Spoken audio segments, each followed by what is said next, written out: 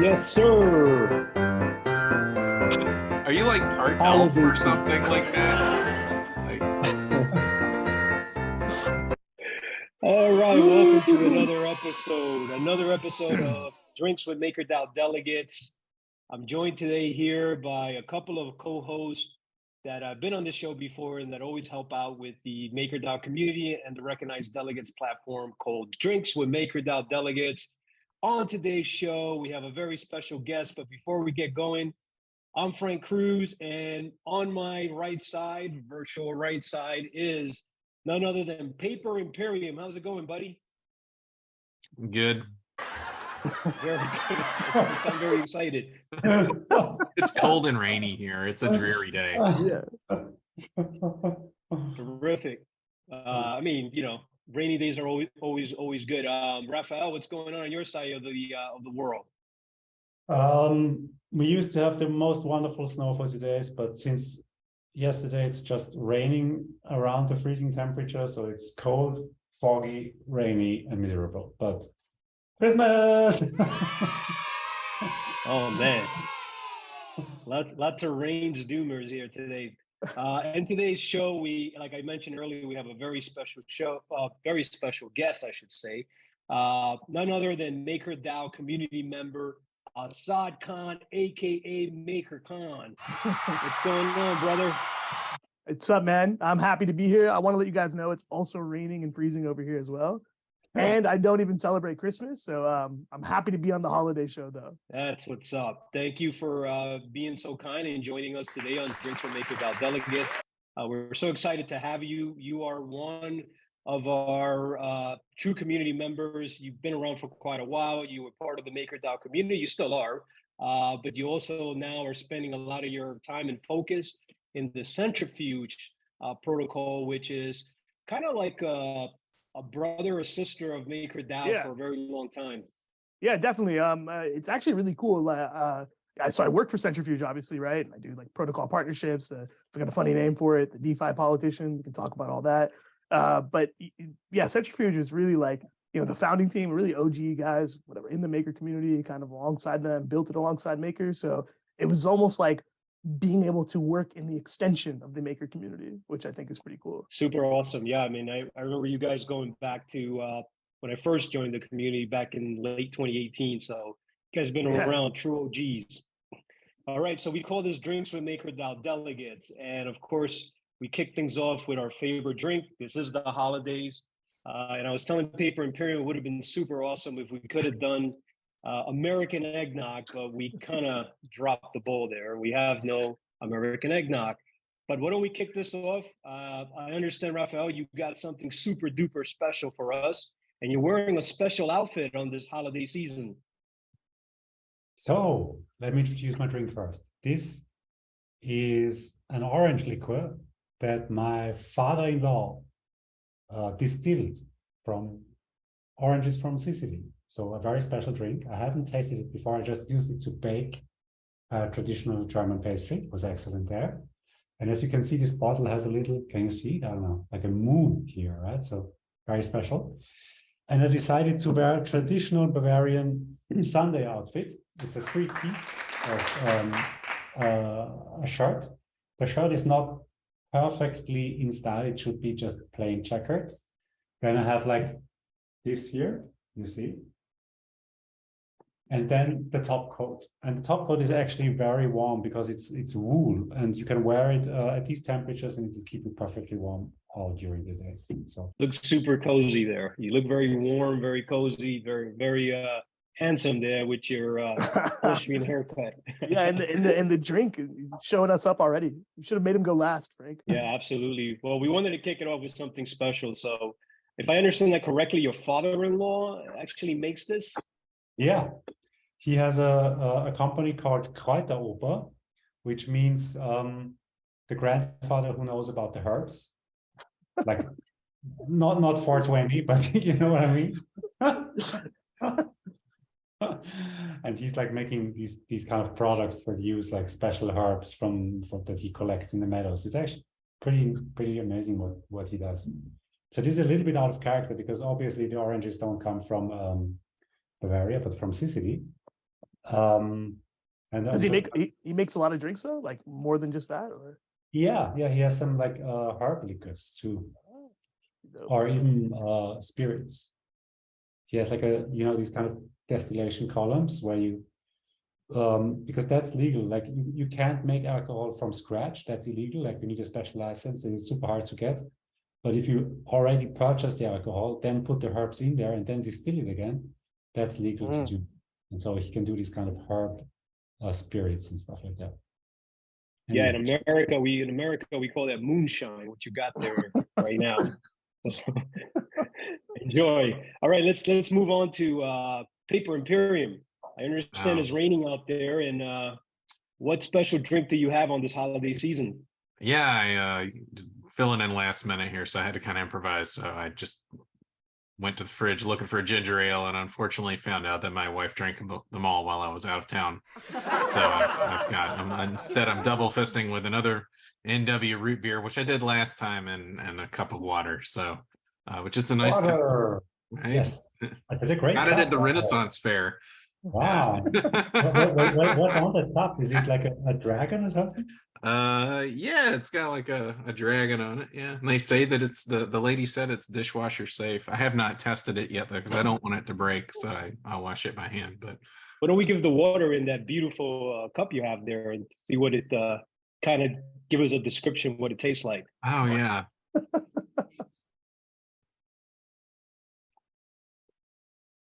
Tastes like water. Tastes like the finest in tap water. There you go. A little chlorine, light hints of oxygenation coming out of the faucet.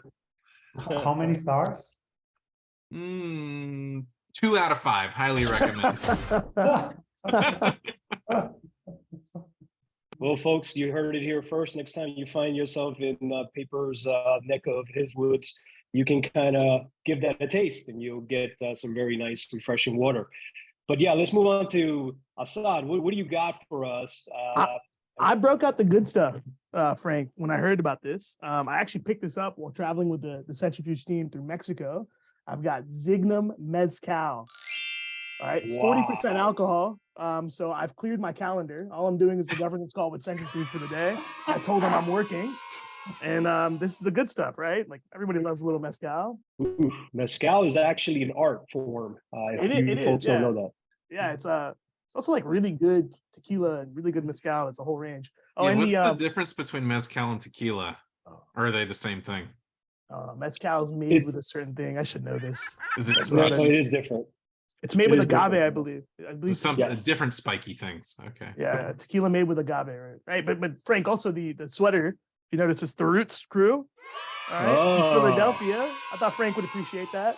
When I first got to Maker, one of the first things I noticed was Frank's like hip hop stuff, right? Always, and I'm a big hip hop fan, so that was I found the right place, right? But yeah, cheers, guys. Cheers, the Roots, yeah. Holidays with the Roots. Stuff is good, by the way. Wow. Oh, I bet. I'm so jealous right now. But how does it taste like? It's actually very sweet, right? Most mezcal would be very smoky and like very strong. This is a little bit sweet, a little bit fruity, goes down really easy, and it's got just enough smoke in it. You know, it's mezcal. I like out of 5 stars. How many? Out of 5 stars? All right, let me try it again. I got to try it again to make sure I really got it. Maybe right? a few more times. More stars every time. It gets higher and higher. Yeah, exactly. Yeah. Look, honestly, it's pretty good. It's not like super strong. You know, sometimes you want something that hits you a little bit, gives you a kick in the mouth, especially if you're drinking at 10 a.m. I think maybe that's what I would expect. Combine it with my coffee, I guess. Give it like a 4.3. So it's definitely good. It might get better as time goes on, though. Right? Wow. It's aerate a bit, right? Very nice. 4.3 for the mezcal from Mexico. And I don't think, Raphael, you've given us the score for your father-in-law's homemade, what is it called again? I'm sorry. Oh, you can't put him on the spot when family made it. It's an orange liquor. So it's a recorded. It's a recorded call, right? It's what can I say? It's a 5 out of 5. Yeah, right? there you go. There you go. It's a non-biased show. Come on, guys. You can't be biased here. Actually, it's really good. It has this like orange taste, not too sweet, very good kind of blood orange taste. I would honestly give this at least a 4, maybe 4.2. Ooh, you're going to be in trouble today, sir. Good thing you dressed up. All right. Well, I'll go real quick so we could get into things here we want to talk about. I got an Anchor Brewing out of San Francisco, California, perhaps Silicon Valley. I've never been to the Anchor Brewing, but it's a Merry Christmas and New Year brew that they make obviously during the holiday season. I'm having a hard time kind of showing it to you guys. Yeah, how do they make this invisible beer? That's like quite the trick. It's so light, it's invisible. Yeah, my fault. But yeah, what are you guys excited about this holiday season? Real quick, while I take a quick swig of this. Man, spending time with family. Best part of the holiday season. Reconnecting with people. Taking some time off from MakerDAO. Yeah, taking a bit of a break, right? Yeah. But I'll give this from 1 to 5 a 3 star. You know, San Francisco's not having the greatest of time right now. A lot of people don't like to even visit anymore San Francisco. So we'll say 3 out of 5, and we'll kick things off now because we got a lot of stuff. Real quick, what's the lowest rating y'all have ever given out on this? Ooh, I think 1 to. Oh yeah. Okay. Water from somewhere. Do you remember, Raphael? It was water from some Water city. from London, probably, or something. Oh yes, it was Long for Wisdom. Yes, Long for Wisdom. Shout out to Long for Wisdom. 1 rating for the water from. Well, he's actually from outside of London, so wherever he's located, don't go there and drink their water. But okay. let's get into it. We have a special guest, Asad Khan from Centrifuge, which, if I understand it correctly, it was the first protocol to do real-world assets on chain. It also has a couple of components to it, which is obviously the governance portion of it, which is Centrifuge, and then it has TinLake, which is a platform. So Asad, kind of give us the breakdown of what exactly is Centrifuge Protocol and then TinLake, the platform.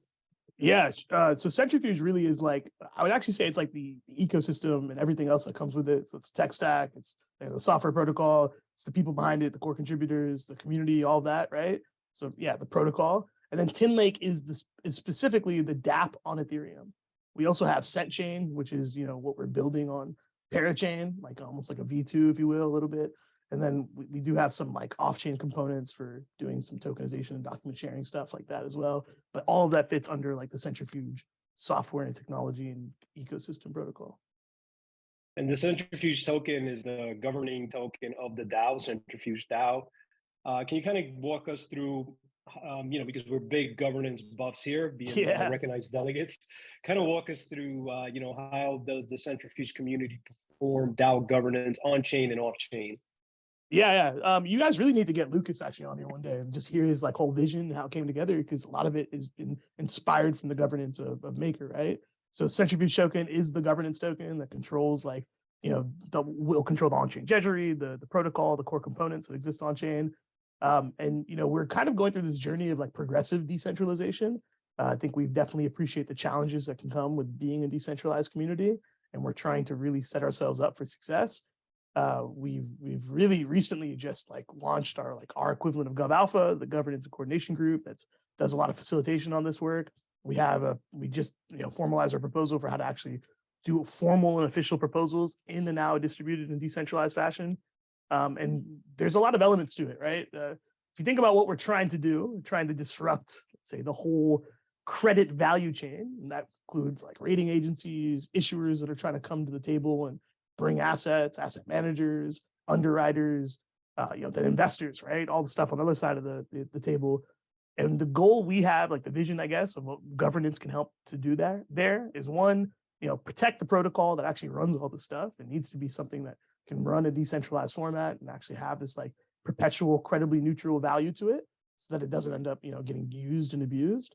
I think the other aspect of it is also then just allowing these entities to come together and coordinating their activities in a much more productive fashion that you'd have off-chain, right? Trying to be very transparent, trying to help everybody kind of come to the table and share information faster through like the blockchain. And I think the governance, we imagine, plays a big role in that, right? Good stuff.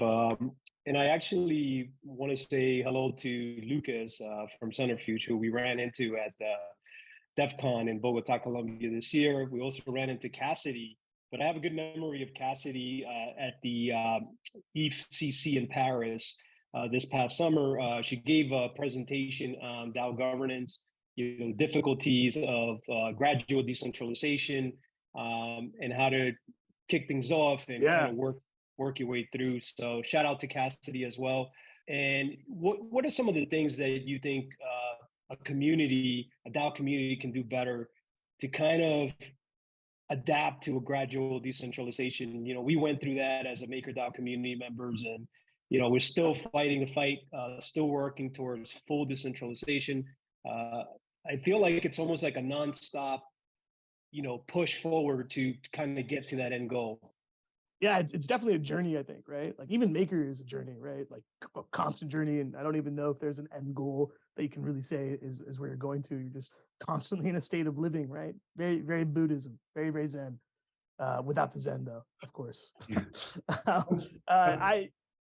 For us, I think the real big key is trying to be very cautious about, with the stuff we do, right? When you work in real world assets, you have this really important off-chain component.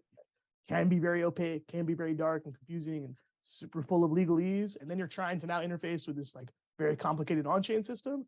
I think we recognize a lot of the challenges that can come from that. And so we're trying to set a really good foundation. Like Kate Beecroft, the person who's been leading our community and governance efforts, who's honestly, she's great, right? She talks about building a house and having the foundation of the house set before we start letting people pile into the house. And so for her, that's things like having a founding documents. She posted recently in our governance forum. I would encourage everyone to check it out. We have a code of conduct we're working on today. We have kind of a shared mission and value. We're trying to really address those things up front. They're going to be obviously living documents to some degree, but the goal is to identify kind of what brings everyone together, then build the processes around that with that shared vision intact. And then, ultimately she's also a big insistent person on, we have to be able to support what she calls dissensus, right? Arguments and discussion, which I think Maker's actually gotten really good at over the last year. I think that's a big part of it. I see Paper smiling, but yeah, I mean, it's a big part of it, right? There's different opinions. Yeah. And so we have to build the foundation to be able to support that. And then what comes after that, I don't know if you even had a chance to really think about that yet, right? We're working really hard in these first two aspects. We've got a great group of administrators though. Definitely think that Gov Alpha has served a lot of really good inspiration for us. And we're trying to, contribute to the DAO space in a productive way. Tell me a little about so there's centrifuge and wrapped centrifuge. What's the difference? Are they is there the same number of both? Because when you go on CoinGecko, it says it's the same market cap for both basically. So I didn't know what's the deal. I actually haven't been super involved in I'm one of those guys that just doesn't give a shit about token price and all that. So I haven't paid attention at all, right? Yeah, but is there one wrapped centrifuge on Ethereum for every where's the unwrapped centrifuge? I think the unwrapped centrifuge was launched on our parachain or launched on the original chain. I honestly couldn't even tell you, Paper. I really don't know. I've paid very little attention to the token from where it exists, and I'm really focused on what the token can do from a functionality perspective. So where does it vote? Does it vote on the the parachain, or does it vote? Yeah, so long term, every vote will happen on the parachain, right? We also have Altera, which is on Kusama, the test network of Polkadot, but long term, everything is moving to our parachain. That's our vision and intention. So the wrapped centrifuge doesn't vote, basically. Yeah, I mean, I don't know. Probably not. I'm gonna guess, right? I'm guessing the wrap centrifuge is for interfacing with some protocols that we weren't thinking about, right? I'm sure there's some exchanges that use wrap centrifuge just as a proxy to be able to allow people to trade centrifuge. But we need to get Lucas on here so he can answer these questions. Yeah.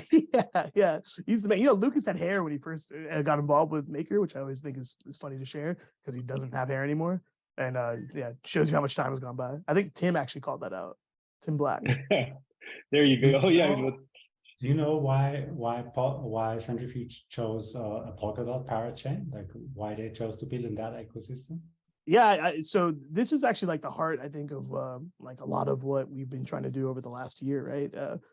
Early on, we realized that to do the stuff you want to do in RWA and to really support both investors and originators in really kind of the full sense of what's needed to really scale this this product, right, and this ecosystem, Ethereum was going to have a lot of problems, basically being able to support it down to a very technical level. So they did a bunch of research on all of the different alternatives that were out there. Yaron, our CTO, another probably great person to pick his mind on this, really has been like leading the charge for us internally. I think the very simple answer is that if you look at what you need to be successful over the long term as a product, and you look at what you need to be successful as a network, like a blockchain, the parachain and what Parity is built and what Polkadot Network is able to support and what their vision and product roadmap is, I think is one of the best. And I think actually now, as we get to more of this multi-chain world, you see stuff what's going on in Cosmos, which is also doing really great. Like, I'll never say anything bad about anything. That, like, there's a lot of now, I think, more substance and more evidence for what Polkadot is trying to do with their like network setup and ultimately at a very detailed level and then like the technical architecture. I think all that stuff really will play like a long-term like value add. It's just, it takes time, right? Why don't we swing things over to what's happening with Centrifuge and the brotherhood with MakerDAO? You guys have proposed a Spring Cluster, and I'm pretty sure Raphael and Paper have a ton of questions, and so do I. So kind of give us the Eli 5, what exactly is the Spring Cluster, how it relates to the Endgame. Don't want to make it too difficult for you, but yeah, kind of give us the easy introduction of the Spring Cluster. No, I love the hard questions actually, because I can't really answer most of them. I stick to the easy stuff. So it's easy for me to be like, I have no idea, right? So the stuff I do know is like the one I would focus on is BlackTower and us, right? BlackTower is like a partner of ours. They're, you know, obviously been around the space for a long time. Very similar views to what we're trying to do, which is I would describe as like build DeFi as a real world asset ecosystem, not just like take DeFi and invest in TradFi, but really take TradFi world and build it now on chain. We obviously came together to do work, right? We have that deal with Maker. And so when the MetaDAOs and the Endgame started forming up, there was a really like ripe opportunity to form a cluster and say, you know, this vision we have of being builders, bringing RWAs on chain, we would love to do that within the Endgame context, right? And there's been a ton of discussion like kind of based around that now that we put that out, like what the structure looks like. You can see like, you know, Alan Peterson from Viridian, the other protector DAO cluster, has put together some really interesting posts on the forum as well. Like the scope framework that Rune is working on. There's a lot of discussions around that I think have been really useful based on the work we've been doing for a long time at Centrifuge. And now that BlackTower is bringing with their perspective as like a credit fund, like an on-chain credit fund, right? So that's the cool stuff that's happening in the MetaDAO to me. How did you get involved with BlackTower? Like, were they one of the first arrangers to work with Centrifuge, and then the relationship evolved from there? Or? Yeah, so we were working with Maker for a long time, obviously with issuers like Newsover was the first deal, right? So shout out to Kirill and Newsover and those guys. A lot of love for them. And then, you know, BlackTower, I think, was putting together this thesis, like before Kevin Meow, before all those guys, that like real world assets and like what this could mean for the future of DeFi. They quickly met up with like Centrifuge and found the kind of the synergy there. And then like, you know, Kevin Meow, if you talk to him directly, another great guy to have on the podcast, to be honest, he's got really, really interesting vision just from his background and what he's done already and what he's trying to do. I mean, he basically was like, he's running the credit fund. The pure goal is to disrupt TradFi using DeFi, right? So it's like, you know, an extension of all this RWA effort, right? So, you know, BlackTower is like pretty heavily involved, and their fingerprints are pretty much on everything that's even remotely like Centrifuge. So like Pool and Maple and TrueFi. So what made Centrifuge stand out where they ended up taking such a more higher conviction partnership than they did with the other platforms? Dude, these are really good questions, man. You guys are well educated on what's going on. I love it because it's true, right? Like BlackTower looked at everything in the space, and you know they made a bet with us, right? They put their money where they put their money down, right? So what made them think decide to do that with Centrifuge more than the others? If you go back to the vision of Centrifuge, right? Like what we were focused on was this very specific subset of the credit universe. There's tons of shit in there.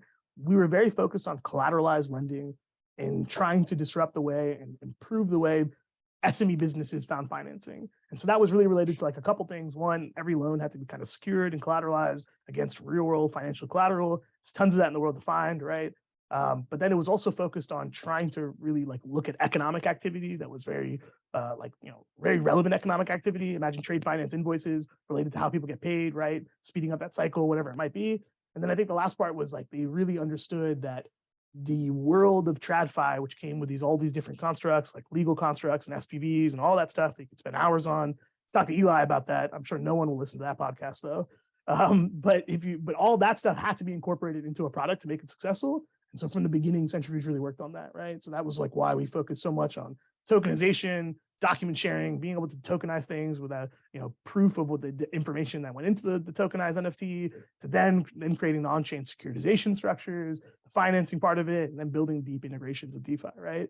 I think so do you think it's more the fact that Centrifuge does secured lending, or is it more more the details of the implementation? I think it could be both.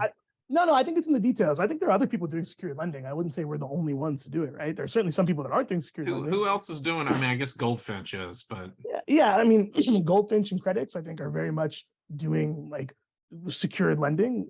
The details of how you collateralize that lending, though, is always, I think, the most important part. I can't speak to their products, to be honest, right? So Centrifuge has spent a ton of time working on that. I'm sure as those guys have as well. But I like to think that BlackTower saw what we were doing and thought there was a lot of opportunity to extend the value chain of credit and bring that on chain, kind of in the same vision that we had, right? It aligned very well. So can you tell me a little bit more about this information flow? Because that's something that I'm currently very concerned about. Like, yeah, how does that work? How does it work in Centrifuge, and what makes it special? Like, how do I know that when I that the loan that is on chain is actually secured, that the counterpart is actually disclosing business activity, and that it's actually correct? Like, can you tell us a little bit about the process there? Yeah, it's super relevant. I saw the post you had on like monitoring RWA stuff that strategic finance is doing. I think all those conversations in the forum are like really, really relevant around this, right? And the first part of Centrifuge, I think it's important to like really focus on, is the tokenization process and how that comes together, what that is, right? That's really the stuff that like BlackTower does, the issuer does on their end. And creating an NFT based on the loan documents and the financial collateral and whatever relevant information is there. There's a whole process around that, like it's very detailed, very complex. There are legal structures that enforce certain activities on them or not, right? And a lot of that then comes together, and then really like the core thing that we all care about is that NFT being represented on chain. So the idea is we're trying to make it easier to be able to audit that process, build more transparency in there. It's obviously like takes a lot of discussion, and there's further integrations to build, right? But that's the first thing, right? When it comes to tokenizing NFT, being able to say, what does this NFT actually represent? Like, we're trying to do a good job of making the off-chain stuff, sensible and relevant and kind of like auditable and legally secured, so that in the on-chain representation, all you can do is basically just invest based on that, right? So then that comes into actually then the pool, the money and cash flows all on-chain, which I think is really unique to what we're doing, right? As like, it's really the heart of like on-chain RWAs. All the cash flows are on-chain. You can see actually the documented representation of the loan that is then being used to like fund BlackTower's activities. You can see the waterfall structure, so the junior and senior subordination structures, right? All the fancy securitization stuff is actually captured in smart contracts and managed on-chain, which I think is really cool, right? You can go and see, New Silver's pool, for example. You can see the net asset value and what it is, and you can have an understanding of what that represents. And that provides, I think, a ton of transparency, right? The third part is, again, this really like strong understanding that we have to be able to interface with the legal world in a way that makes a lot of sense. And so I think that's really just the framework that Centrifuge has built, being able to tokenize an NFT and then bringing it on chain, is built with a lot of flexibility to be able to support a variety of different structures, right? Like each one of the issuers we have today, they're not all doing the same thing. I think BlackTower is obviously doing something very different as well, right? Like they're definitely pushing the limits here too. And I think that's actually what is enabled by like what we built, right? Focusing on the tokenization layer, then focusing on the on-chain layer. That's like the joy of the architecture that Lucas and Yaron and those guys have been working on. So you were talking about the subordination of like the junior to the senior, and you can see that on chain and whatnot. So one of the issues that recently cropped up at Maple, which they're actually migrating to a version 2, so I don't know if it will change, but one of the issues they recently had was basically that everyone that was in the senior pool, people queued up to get out and ran for the exits. And so some people got out with no haircut, and then other people who are presumably the same seniority because they're in the same pool together are left holding the bag and thus take a deeper haircut than if it was shared evenly amongst the whole senior tranche. So what keeps that from happening at Centrifuge? Like what like cuts off, what prevents people from running to the exits? Like what's what's the process? What's the what's the process that prevents seniors exiting ahead of other seniors? Yeah, so I actually don't think the question is about like the process for managing senior investors. It's kind of the same thing in Centrifuge as well. It's a pool, it's a revolving pool, right? There's a couple things maybe that's worth mentioning, right? First is we use a revolving pool structure today. Like this can change over time, we can build it differently. But what we've kind of found is that investors want the ability to be able to redeem. And so that's what the revolving pool structure like has to be able to support. I think you use the term open-ended fund. I'm not a TradFi guy, right? So you can redeem first, it's first come, first serve, and the pool manages it. Second part of it is that the senior and junior structures are all stablecoin, right? I think like Maple actually did have, like the design choice they made was that you had Maple stake, which served some value and allowed to serve as junior capital, right? I think they had some USDC there too. I'm not super familiar. Yeah, I think it was a pool, like a balancer pool or something. Yeah, right. So in the pools on Tin Lake, for example, the junior structure is all stablecoin collateral that's kept as stablecoin cash, essentially, right? Yeah, that's better. Yeah, I think a bit better, right? But it's all design choices. I think it's right? objectively better. Yeah, well, I'm glad you said it. Thanks for pointing it out, right?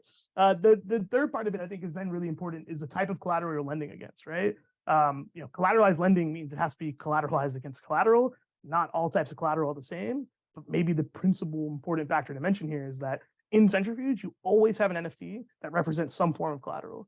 And then this is where, like, if you look at the process that BlackTower has been through with the maker community and like people like Christian and Tej and Runa over the last like 6 months, right, has been about identifying what is that type of collateral, what are the constraints around it, legal documents set up to enforce that. And then, BlackTower has the 30% junior capital that has to be stayed, that has to be kept there the whole time. And that's enforced on chain, right? So again, you're trying to use smart contracts to enforce as much as you can. And then you're trying to use the legal system to really basically lean on the legal system to give you as much security as you can from there as well. Okay, well, let's maybe I'm slow, so let's rewind a little bit and act like I'm in maybe not kindergarten, first grade or something. Explain like I'm 6.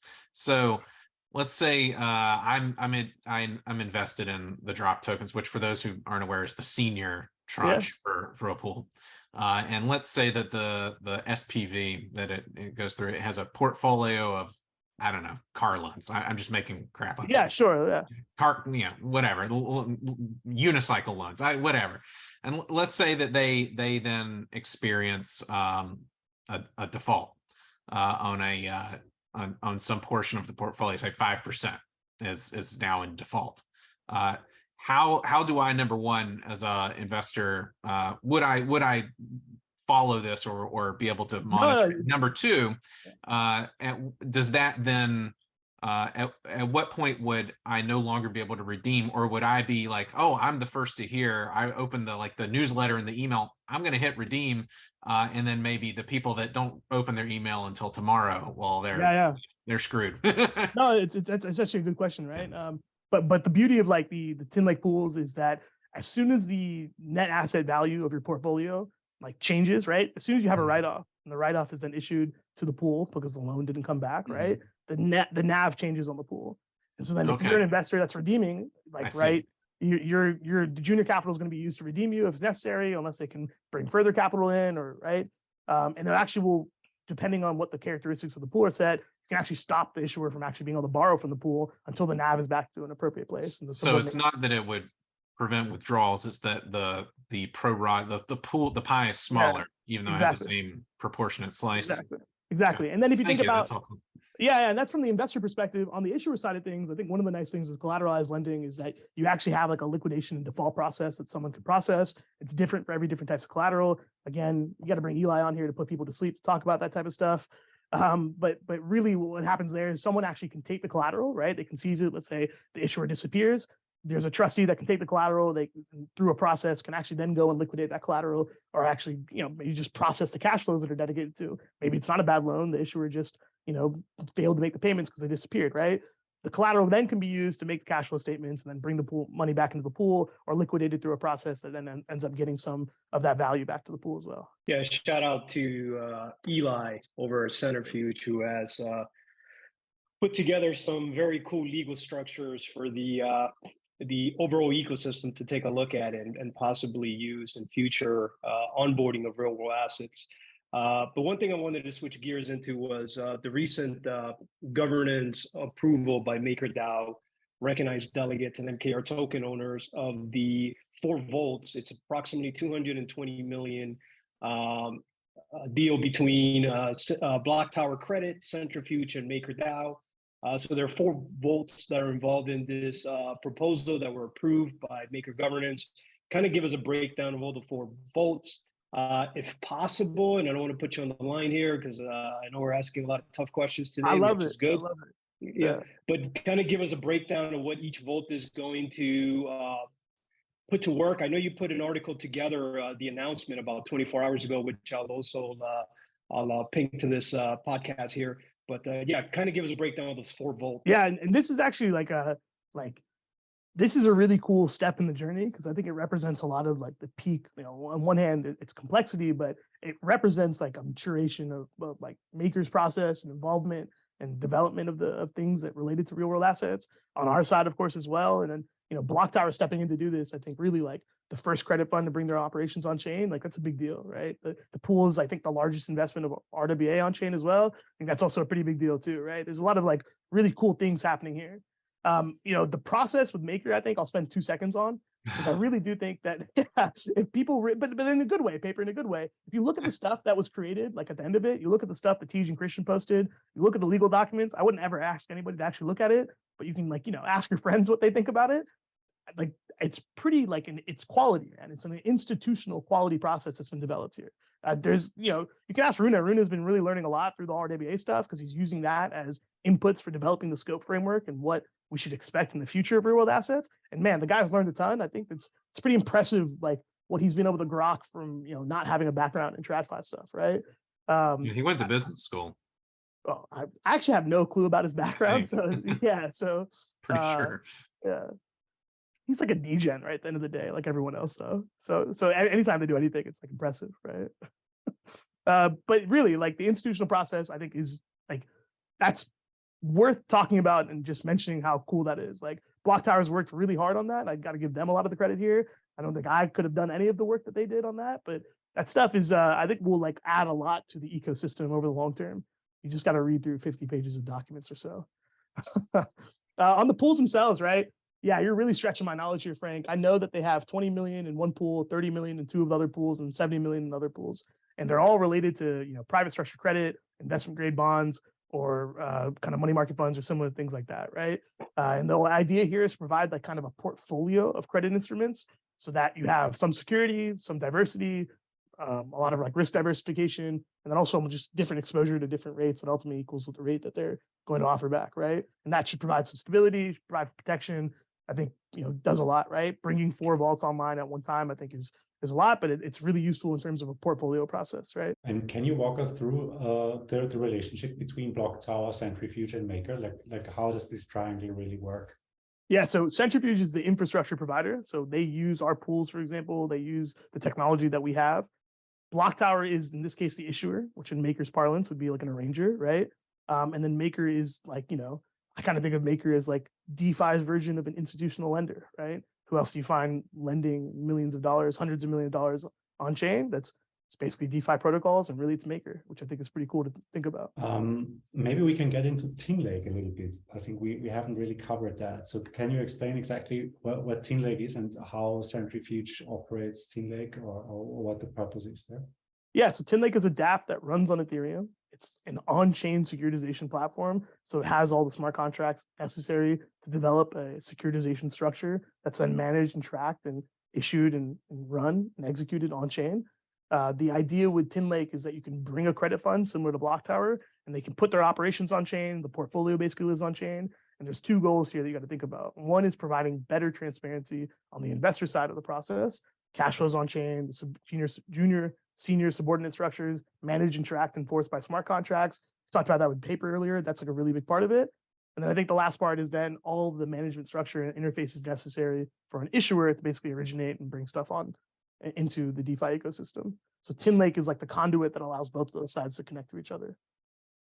Okay, and how is that connected to your parachain?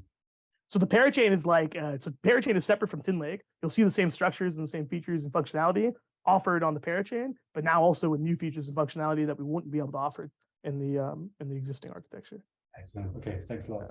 Yeah, the parachain is pretty cool. I definitely would recommend bringing your own to talk about that. There's a lot going on there that I think will really be like game changing for real world assets on chain.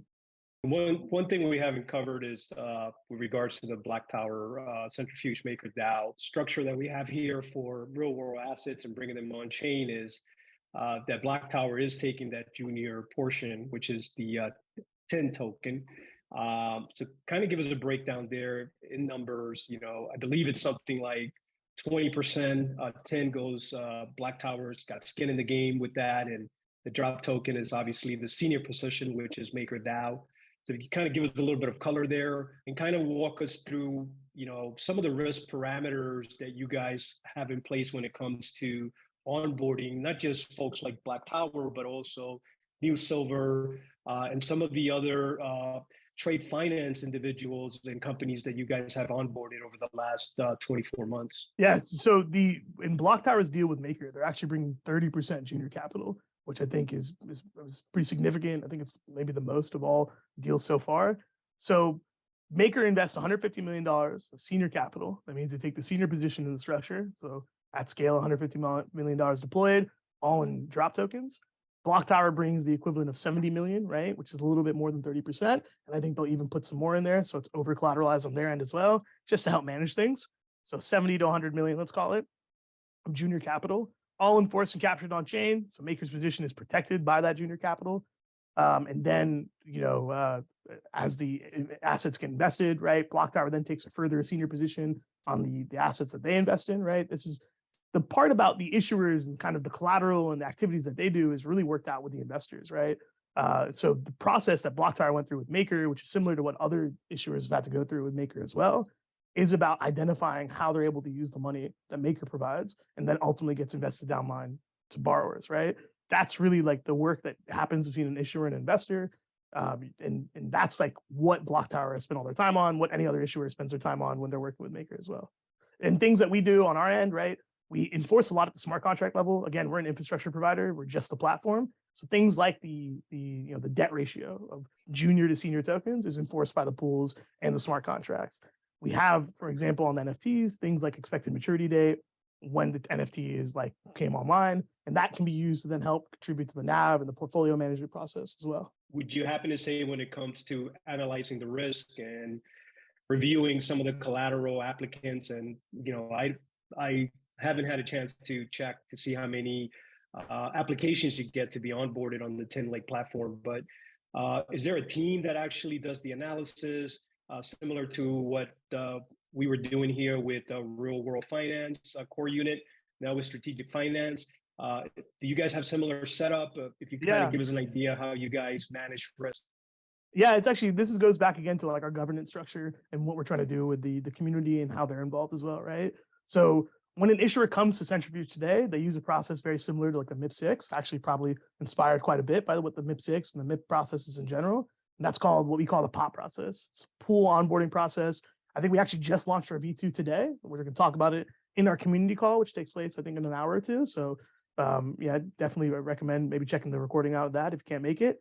And the POP process basically defines like a set of criteria of what we would say would make like quality issuers on the 10 Lake platform. And then maybe the most important part is the community then actually votes to onboard these issuers or not, and then be able to launch a pool, right? In that process, we have a group that has been launching the DAO over the last year, the credit group. And the idea with the credit group was supposed to be able to bring like independent review, outsiders of the Centrifuge ecosystem, people that are like in the space or know the asset type well, or know the credit system well, and they could basically provide a report on, I wouldn't say it's underwriting necessarily, but they provide their own analysis report as well, right? And I think that idea is supposed to be how we end up ultimately building towards a decentralized credit underwriting process, which is like the holy grail for any RWA protocol. And then I would actually recommend, Frank, like the stuff that Tej did on the risk and review part. I mean, the analysis he did, and this is where like the relationship between the investor and the borrower is so important. Like in this case, BlackTower and Maker, Tej and Christian spent a ton of time like digging through these details and setting up what they felt was best. And, the DAO then reviewed it, the Maker community voted on it and moved it forward. I mean, it's pretty quality stuff. Like I definitely would recommend like I'll give a highlight to those guys because they did a lot of work, and I you know, having read through it myself, it's pretty good. Yeah. Yeah. Shout out to Tish and Christian, who have done a lot of good work for the RW space and trying to help it scale the on-chain via the blockchain. So I actually think that's something that drinks with MakerDAO Delegates should focus on next year, right? RWAs. I think that it's going to be a huge ecosystem for RWAs on chain. So maybe, guys, that's something we can focus on and get somebody like Tish out here to answer some of these tough questions. But yeah, any further questions you got there, Paper? Nah, I think I'm good. All right, Raphael, are you satisfied? Oh! What's the star rating on the mezcal now that we're at the end? Oh, dude, it's a 4.7. It's pretty good, actually. It's vast. I've definitely been trying to go to more, but you guys keep me talking. I thought there'd be more drinking on this podcast, I'll be honest. Oh man, that's so awesome. That's what we do here. Question: What's the future of RWA? We like what size? Like what size are we talking? Are we talking trillions? Oh, absolutely, right? I mean, look, RWAs are making 75% of Maker's revenue today. I think that speaks for itself. And then you look at the total size of the market. I mean, I don't know, pick real estate. It's hundreds of trillions, right? And then if you talk about the 80% of businesses in the world that are underfunded, all SME businesses, I mean, that market hasn't even been tapped yet by TradFi. This is the stuff I think DeFi really will one day get to. And I think that's like the glory in all of this, is being able to help like that part of the world out and that part of the market. And that's what I hope the future of RWAs is. I'm pretty bullish. I got to say, all the stuff happening, I think, has in the last year has really shown the value of like sustainable, business focused products. And I think real world assets is really where you can find those. Centrifuge is the first to bring it on chain. Maker was the partner that was there with us, right? I think like Maker really should own this narrative as well. Like they've done so much to do work here and build education, just build the knowledge and capability and like a culture that can talk about these things. I think it's really important to give you guys a shout out for doing that. Like this community here is pretty strong. I respect that a lot. Yeah, I think it's been a very even keel kind of relationship between MakerDAO and Centrifuge throughout the last couple of years, which seems like a decade in crypto. Yeah, right. But listen, man, thank you for coming here. I'll make sure that we're dancing at the end of this video. So we'll have you back on. Hopefully soon. And yeah, man, thank you for coming on, and happy new year, happy holidays, happy healthy one to you, and to Raphael, PaperImperium, thank you for helping out on Drinks with MakerDAO Delegate. Happy new year to you guys. Here we go. Cheers. To 2023, the year of RWAs. Year of RWA. The year of RWAs.